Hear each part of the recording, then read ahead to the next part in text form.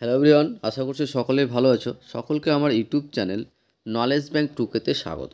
আজকে আমি তোমাদের হাই মাদ্রাসার টেস্ট পেপার 2024-25 ম্যাথামেটিক্সের পেজ 191, ম্যাথামেটিক্সের পেজ 191 অর্থাৎ সেট 10, অর্থাৎ 10 নম্বর যে স্কুলটা আছে সেই স্কুলের যে শর্ট কোশ্চেনগুলো আছে সেই শর্ট কোশ্চেনগুলো নিয়ে আমি আজকের এই ভিডিওয় আলোচনা করব।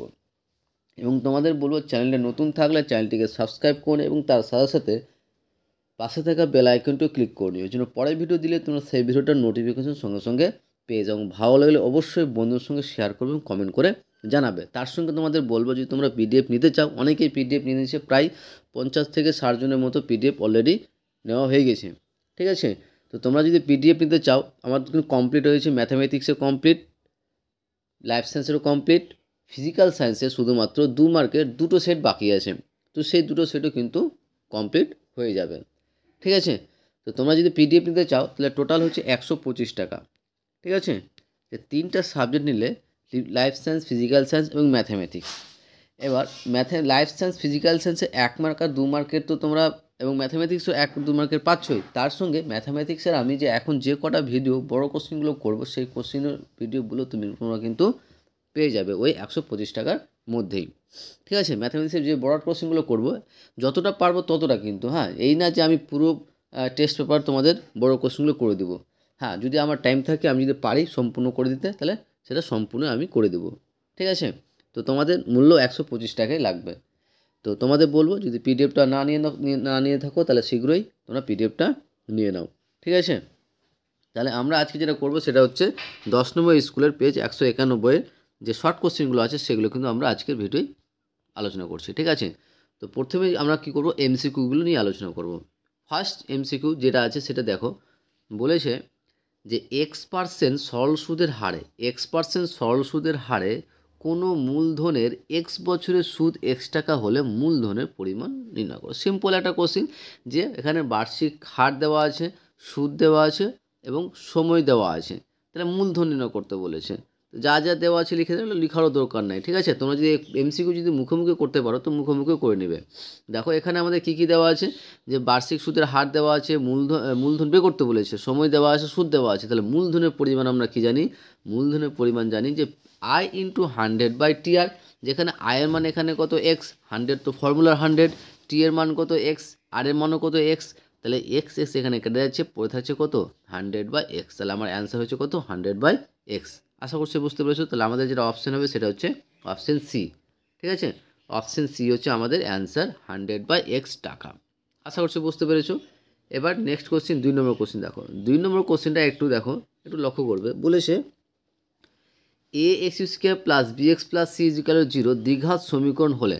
আচ্ছা, জানি আমরা কি জানি, একটা দ্বিঘাত সমীকরণ হতে হলে কী দরকার, যে সকল সমীকরণকে আমরা ax² plus bx plus c equal 0 আকারে প্রকাশ করা যায়, যেখানে a নট ইজিক্যাল 0, কী বলো তো, a নট ইজিক্যাল 0 বলা হয়।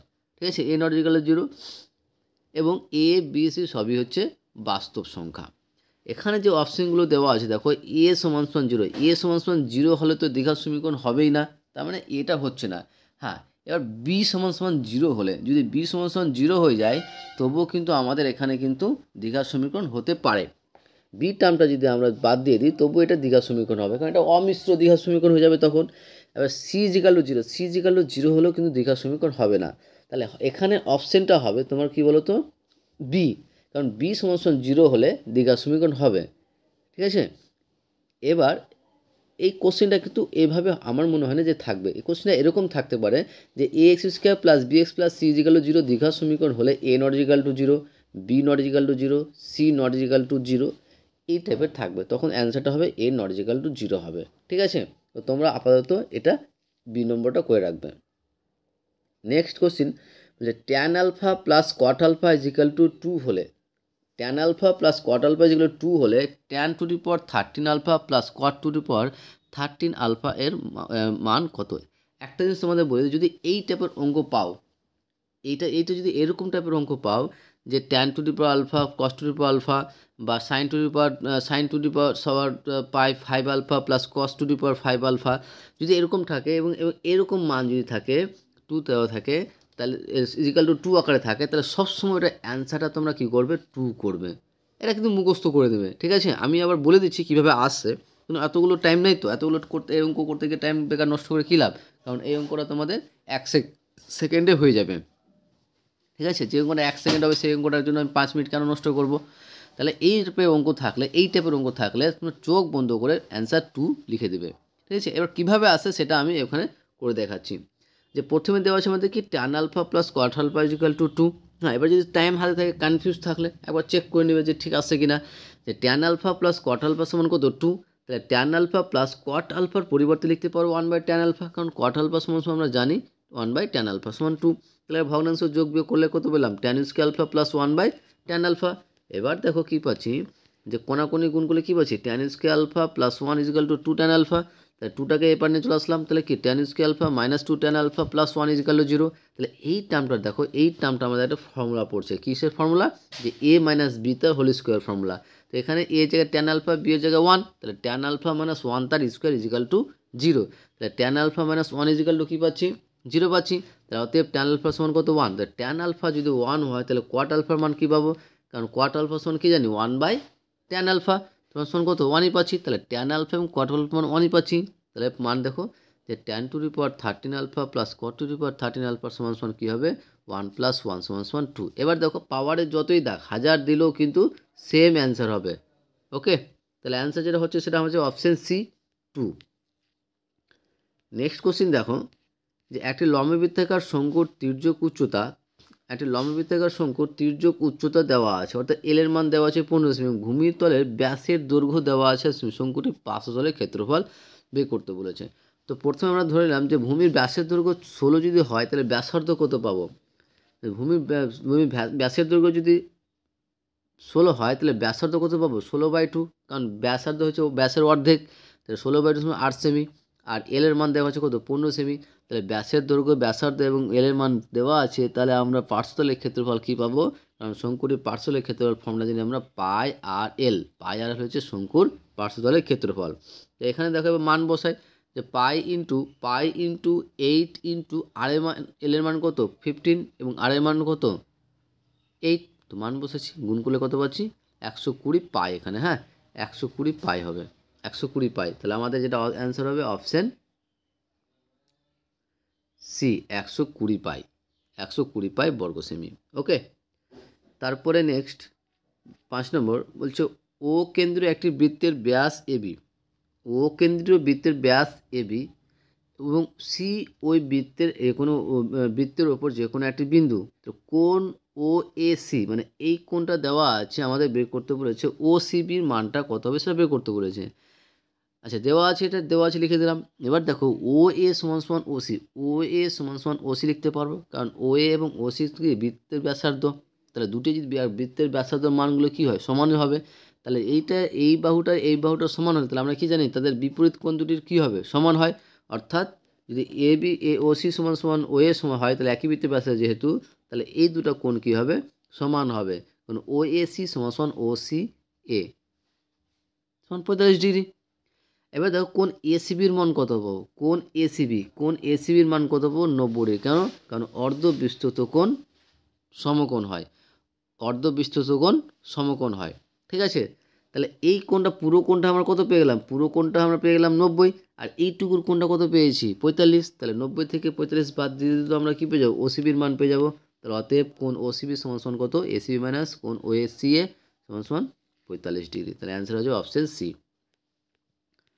তারপরে 6 নম্বর কোশ্চিনটা ভেরি ভেরি ইম্পর্টেন্ট কোশ্চিন। এই কোশ্চিনটা অনেকবার আছে, যে ঊর্ধ্বক্রম অনুসারে সাজানো, এটা একটা মধ্যমা দেওয়া আছে কত 24, ঠিক আছে। তাহলে মধ্যমা 24 দেওয়া আছে এবং ঊর্ধ্বক্রম অনুসারে সাজানো আছে। তাহলে তথ্যের মধ্যমা দেওয়া আছে, তাহলে এন সমাসনের কত জোড় সংখ্যা, এখানে এন সমান কত 10টা পদ আছে। দেখো এখানে গুনবে তোমরা, গুনে দেখবে যে এই টোটাল সংখ্যাগুলো আছে কটা 10টা আছে, ঠিক আছে। তার মানে জোড় সংখ্যা থাকলে তখন ফর্মুলাটা হয় কি বলতো, যে 10টা টার্মের যে মিডিল যে দুটো পয়েন্টটা আছে সেই দুটার যোগ করে 2 দিয়ে ভাগ। তাহলে এখানে মিডিল টার্ম কী পড়ছে x+2 x+4, এই দুটো যোগ করে যদি আমরা 2 দিয়ে ভাগ করে দিই, তাহলে যেটা টার্মটা পাবো সেটা হচ্ছে তোমার মধ্যমা। তাহলে এখানে কত পাচ্ছি x+3, আর এই x+3 সমান কত দেওয়া আছে 24 দেওয়া আছে। দেখো মধ্যমা দেওয়া আছে 24, তাহলে শর্তানুসারে কী করতে পারবো, তাহলে শর্তানুসারে করতে পারবো তোমার x+3 সমান 24। তাহলে এক্স সমান সমান কত 24 - 3 বাই তাহলে সমান কত পাচ্ছি 21। তাহলে আমার যেটা অ্যান্সার হয়ে যাবে অপশান বি 21। তাহলে আমাদের এমসিকিউ কমপ্লিট। আশা করি তোমরা এমসিকিউ সবটি বুঝতে পেরেছো। এবার আমরা আসি শূন্যস্থান পূরণ করা, এবং শূন্যস্থান পূরণ করা অঙ্কটি করার আগে তোমাদের বলবো চ্যানেল নতুন থাকলে চ্যানেলটিকে সাবস্ক্রাইব করে নিও এবং তার সাথে সাথে পাশে থাকা বেল আইকনটা ক্লিক করে নিও, যেন পরের ভিডিও দিলে তোমরা সেই ভিডিওটার নোটিফিকেশন সঙ্গে সঙ্গে পেয়ে যাও। ভালো লাগলে অবশ্যই বন্ধু শেয়ার করবে, কমেন্ট করে জানাবে। তার সঙ্গে তোমরা যদি পিডিএফ নাও তাহলে পিডিএফ নেওয়ার জন্য তোমরা এই নম্বরে যোগাযোগ করো 8145150357। এই নম্বরে যোগাযোগ করো। পিডিএফের যে মূল্য রেখেছি শুধু ম্যাথামেটিক্সে নিলে 50 টাকা, এবং তার সঙ্গে যদি তোমরা ফিজিক্যাল সায়েন্স, লাইফ সায়েন্স এবং যদি ম্যাথ 3টে সাবজেক্ট নাও তাহলে 3টে সাবজেক্ট নিলে 125 টাকা। ঠিক আছে, তাহলে আমরা শূন্যস্থান নিয়ে আলোচনা করি। ফার্স্টে যে কোশ্চেনটা আছে দেখো, প্রথম যে কোশ্চেনটা কিন্তু অলরেডি একবার করা হয়ে গেছে। তো এই কোশ্চেনটা কিন্তু ইম্পর্টেন্ট। আগের কোশ্চেন যেটা এমসিকিউ ছিল, তো এই কোশ্চেনটা কিন্তু বেশ ভালো কোশ্চেন। তো এই কোশ্চেনটা তোমরা ভালো করে প্র্যাকটিস করে রাখতে হবে বা মুখস্থ করে নেবে এই অঙ্কটা। ঠিক আছে, যে এক ব্যক্তি ব্যাংকে 100 টাকা জমা রেখে 2 বছর পর সমূল চক্রবৃদ্ধি পেলেন 121 টাকা বার্ষিক চক্রবৃদ্ধি সুদের হার কত? অ্যান্সার হবে বলো তো 10% হবে। কিভাবে আসলো সেটা আমি কিন্তু সেট 6 6 নম্বর সেটের 6 নম্বর স্কুলের একের যে অঙ্কটা আছে সেই অঙ্কটা একদম পুরোপুরি সেম। তো তোমাদের বলবো তোমরা সেই ক্লাসটা মানে কত নম্বর সেট 6 নম্বর সেটের, অর্থাৎ তোমার সেই স্কুলে গিয়ে তোমরা দেখে নিও 6 নম্বর সেটের পেজ কত নম্বর পড়ছে, সেই পেজ অনুযায়ী তোমরা সেখানে কিন্তু দেখতে পারো। ওকে, কীভাবে আসলো, আর নাহলে মুখস্থ রাখবে, এটা 10%। নেক্সট কোশ্চিন বলেছে এক্স সমানুপাতিক ওয়াই যখন জেড ধ্রুবক, এক্স সমানুপাতিক ওয়াই যখন জেড ধ্রুবক, এক্স সমানুপাতিক জেড যখন ধ্রুবক ওয়াই, তাহলে জেড উভয় পরিবর্তনশীল হলে এক্স সমানুপাতিক কী পাবো, মানে এক্স ও ওয়াই উভয় পরিবর্তনশীল তখন এক্স সমানুপাতিক পাবো ওয়াই জেড পাবো। ঠিক আছে, যদি এটা হচ্ছে যৌগিক ভেদের রুলস, তাহলে এক্স সমানুপাতিক ওয়াই এবং এক্স সমানুপাতিক জেড হয়, তাহলে এক্স সমানুপাতিক আমরা কী পাবো ওয়াই জেড পাবো। আশা করছি বুঝতে পেরেছো। তারপরে আসি আমরা এ প্লাস বি সমান 90 ডিগ্রি এবং ট্যান এ সমান 1/3 হলে কট বি এর মান বের করতে বলেছে। তাহলে এখানে দেখো আমার দেওয়া আছে এ প্লাস বি সমান 90 ডিগ্রি, তাহলে এখান থেকে এ সমান কী পাবো, এ সমান পাবো 90 - বি। তাহলে কোশ্চেন আমার দেওয়া আছে কার মান বের করতে বলেছে, যে ট্যান এ সমান 1/3 কট বি এর মান করতে বলেছে। তো ট্যান এর পরিবর্তে আমরা লিখতে পারবো দেখো তো ট্যান 90 - বি, কারণ এখানে আমরা এ সমান পেয়ে গেছি। তাহলে এখানে যদি এ সমান পেয়ে গেছি কত 90 - বি, তাহলে এখানেও এ সমান কি লিখলাম 90 - বি, তাহলে ইজিক্যাল টু 1/3 আছে থাকুক। এবার দেখো এইটুকুর পরিবর্তে আমরা কি পাচ্ছি, যে ট্যান 90 - বি সমান কি কট বি, আমরা জানি ট্যান 90 - থিটা সমান কট বিটা কট থিটা, তাহলে কট বি সমান কত পেয়ে গেলাম 1/3। তাহলে আমাদের অ্যান্সার এখানে হয়ে যাবে কত 1/3, শূন্যস্থানে কত হয়ে যাবে 1/3। ওকে, তারপরে নেক্সট 4 নম্বর কোশ্চিন। 4 নম্বর কোশ্চিন বলেছে যে ও কেন্দ্রীয় বৃত্তের পি কিউ আর এস যা দুটির দৈর্ঘ্যের অনুপাত 1:1 হলে তাদের P O Q O Q R ও এস কোন দুটির অনুপাত কী হবে, 1:1ই হবে। ঠিক আছে, কারণ দেখো যে যদি ব্যাস জ্যায়ের মান দুটো যদি সমান হয় তাহলে কেন্দ্রের সমান কোণ উৎপন্ন হয়। কেন্দ্র দুটি যে কেন্দ্রে এই যে কেন্দ্র দুটো আছে এই কেন্দ্রে তারা সমান কোণ উৎপন্ন করে, আর সমান কোণ উৎপন্ন করলে তারা কী হবে সেম অনুপাত হবে, তাহলে 1:1 হবে। এটা হচ্ছে অ্যান্সার। নেক্সট 5 নম্বর কী বলেছে, যে একটি ঘনকের প্রতিটি ধারের দৈর্ঘ্য 5 সেমি হলে তার সমগ্রতলের ক্ষেত্রফল কত, সমগ্রতলের ক্ষেত্রফল কত এটা বের করতে বলেছে। ঠিক আছে, তাহলে সমতলের ক্ষেত্রফল হবে একটি ঘনের ধারের দৈর্ঘ্য যদি 5 সেমি হয় তাহলে তার ক্ষেত্রফল সমতলের ক্ষেত্রফল হবে যে 6 ইন্টু ধারের স্কোয়ার, 6 ইন্টু ধারের স্কোয়ার, তাহলে 6 ধারের স্কোয়ার, ধার কত এখানে 5, মানে 5-এর স্কোয়ার তার মানে কি 25, আর 6-25-এ 150, তাহলে আমাদের এটা অ্যান্সার হয়ে যাবে কত 150। ওকে, তারপরে নেক্সট 6 নম্বর বলেছে যৌগিক গড় মধ্যমা সমানুপাগুরু মান হলো ড্যাশ প্রবণতার মাপক, কেন্দ্রীয় প্রবণতার মাপক। এর অ্যান্সার কী হবে কেন্দ্রীয় প্রবণতার মাপক। এটাও কিন্তু ভেরি ইম্পর্টেন্ট একটা কোশ্চিন। নেক্সট 3 নম্বর সত্য অথবা মিথ্যা। সত্য মিথ্যা বা অঙ্কগুলো করার আগে তোমাদের বলবো চ্যানেল নতুন থাকলে চ্যানেলটিকে সাবস্ক্রাইব করে এবং তার সাথে সাথে পাশে থাকা বেল আইকনটি ক্লিক করে নিও, যেন পরে ভিডিও দিলে তোমরা সেই ভিডিওটার নোটিফিকেশন সঙ্গে সঙ্গে পেয়ে যাও। ভালো লাগলে অবশ্যই বন্ধুর সঙ্গে শেয়ার করবে এবং কমেন্ট করে জানাবে। ঠিক আছে, তাহলে আমরা এবার সত্য মিথ্যা নিয়ে আলোচনা করি। প্রথমে যেটা বলেছে যে আসল ও শতকরা বার্ষিক সরল সুদের হার একই থাকলে মোট সুদ সময়ের সঙ্গে ব্যস্ত অনুপাতে থাকে। এটা কিন্তু মিথ্যা হবে, সরল অনুপাতে থাকে। ঠিক আছে, যে আসল ও শতকরা বার্ষিক সরল সুদের হার একই থাকলে মোট সুদ সময়ের সঙ্গে সরল অনুপাতে থাকে। তাহলে এখানে বলেছে ব্যস্ত অনুপাত, তার জন্য কী হয়ে যাবে, মিথ্যা হবে। নেক্সট কোশ্চিন, এই কোশ্চিনে কিন্তু অনেক দুটো তিনটা স্কুলে আছে সেম, যে A B is to C square, B is to A square, C is to B স্কোয়ারের যৌগিক অনুপাত কী হবে, 1:1।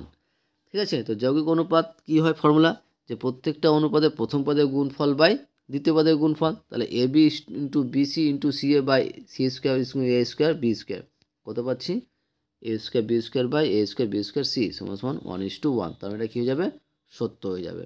ওকে, তারপরে 3 নম্বরে যেটা বলেছে দেখো, 3 নম্বরে বলেছে যে দুটি সদৃশ্য ত্রিভুজের ক্ষেত্রফলের অনুপাত তাদের পরিসীমার অনুপাতের সঙ্গে সমান। দুটি সদৃশ্য ত্রিভুজের ক্ষেত্রফলের অনুপাত তাদের পরিসীমার অনুপাতের সঙ্গে সমান, এটা হবে মিথ্যা হবে।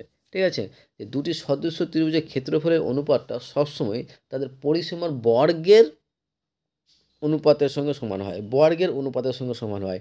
যদি সদৃশ্য ত্রিভুজের অনুপাত যদি এ বাই বি হয়, তাহলে পরিসীমার অনুপাতটা যেটা হবে কি, এ বাই বি তার স্কোয়ার। কিন্তু এখানে কি বলেছে, সমান বলেছে, অনুপাতের সমান বলে, পরিসীমার অনুপাতের সমান বলেছে, তাহলে এটা মিথ্যা হবে। যদি পরিসীমার বর্গের অনুপাত বলতো তাহলে সত্য হতো।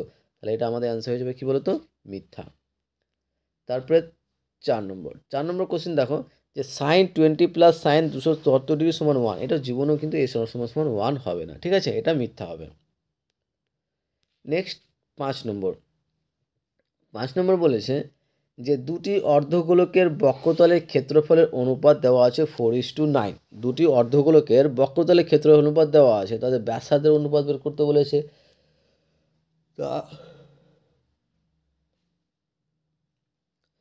তো আমরা ধরে নিলাম যে দুটা যে অর্ধগোলক দেওয়া ছিল তাদের ব্যাসার্ধ ধরে নিলাম যে R1 ও R2। তাহলে ব্যাসার্ধ জানা থাকলে আমরা কিন্তু সেই অর্ধগোলকের তোমার সমগ্র তলে অর্থাৎ বক্রতলের ক্ষেত্রফল বের করতে পারবো। তাহলে আর যদি ব্যাসার্ধ R1 হয় তখন বক্রতলের ক্ষেত্রফল হয় কী বলতো, 2πr1 স্কোয়ার। আর যখন ব্যাসার্ধ R2 হয় তখন বক্রতলের ক্ষেত্রফল কী হয়, 2πr2 স্কোয়ার। আর এই দুটার অনুপাত দেওয়া আছে কত, 4/9, অর্থাৎ 4:9 দেওয়া আছে। ওকে, তাহলে এখান থেকে দেখো পাই 2 পাই কেটে যাচ্ছে, তাহলে পড়ে থাকছে কি R1 square by R2 square. তাহলে লিখতে পারো কি R1 বাই R2 তার স্কোয়ার। আর এখানে 4/9-এর পরিবর্তে লিখতে পারো কি 2/3 তার স্কোয়ার, 2 কেটে যাচ্ছে। তাহলে সমান কী পাচ্ছি, R1 বাই R2 সমান কী পেলাম, 2/3। তাহলে R1:R2 মানে কী পেলাম, 2:3। তাই মানে কি সত্য। ওকে, লাস্ট এই পেজের লাস্ট যে কোশ্চিন, সেই কোশ্চিনটা বলার আগে তোমাদের বলবো, চ্যানেল নতুন থাকলে চ্যানেলটিকে সাবস্ক্রাইব করে নিও এবং তার সাথে সাথে পাশে থাকা বেল আইকনটিও ক্লিক করে নিও, যেন পরের ভিডিও দিলে তোমরা সেই ভিডিওটার নোটিফিকেশন সঙ্গে সঙ্গে পেয়ে যাও। ওকে, এবং তোমাদের বলবো আমি যে ব্রড কোশ্চেনগুলো করছি, ব্রড কোশ্চেনের মধ্যে 12 দাগ অর্থাৎ ত্রিকোণমিতি এবং রাশিবিজ্ঞান 12 দাগ এবং 15 দাগের অঙ্কগুলো কিন্তু প্রায় আমার 6টা সেট করে কমপ্লিট হয়ে গেছে। ঠিক আছে, আর 4টা সেট করলে কিন্তু 10টা সেট করে হয়ে যাবে। এরপরে যে তোমাদের কোন সেটটা করলে ভালো হবে সেটা তোমরা আমাকে কমেন্ট বক্সে জানাও। ঠিক আছে, তাহলে সেই সেই সেটটা নিয়ে আমি আলোচনা, সেই সেটের মানে দাগ নম্বর বলবে, কোন দাগ নম্বর বলবো, যে তোমার সমাধান দ্বিঘাত সমীকরণ থেকে করব, অনুপাত থেকে করব, না দ্বিঘাতকরণ থেকে করব। এই তিনটার মধ্যে যে কোনো একটা তোমরা চুজ করো যে কোনটা আগে করলে ভালো হবে। ঠিক আছে, লাস্ট যে কোশ্চেনটা আছে, লাস্ট কোশ্চেন বলেছে যে 3, 14, 18, 25 তথ্যের মধ্যমা 18 বলেছে, এটা মধ্যমা 18 হবে। তো দেখতে হবে যে 18 হচ্ছে কিনা। তো এটাকে প্রথমে ঊর্ধ্বক্রম অনুসারে সাজাবো। ঊর্ধ্বক্রম অনুসারে সাজালে কী পাবো আমরা, 3, 5, 14, 18, 20। এবার এখানে দেখতে হবে এন এর মান কত, এন মানে যে এইগুলো কয়টা আছে, 5টা আছে। তাহলে এন এর মান যখন 5টা পেয়ে গেলাম এখানে, তখন মধ্যমা কী পাবো, ফর্মুলা কি, যদি বিজোড় সংখ্যা হয় তাহলে মধ্যমা কী পাবো, n+1/2। তাহলে এখানে এন এর মান 5 + 1 মানে 6/2, 6/2 মানে 3। তাহলে 3তম পদ, 3 শুধু 3 না, এখানে 3তম পদ। ঠিক আছে, তাহলে 3তম পদ কোনটার মধ্যে, এই যে ঊর্ধ্বক্রমে সাজানোর পরে যে 3 নম্বর পদ আছে সেটা হচ্ছে তাদের মধ্যমা। তাহলে এখানে 3 নম্বরে কী আছে, 14। তাহলে এর মধ্যমা কত হওয়া উচিত, 14, কিন্তু এখানে দেওয়া আছে কত, 18। তাহলে অ্যান্সার কী হয়ে যাবে, মিথ্যা হবে। ওকে, আশা করি তোমাদের ভিডিওটা ভালো লেগেছে। ওকে, থ্যাংক ইউ ভিডিওটা দেখার জন্য।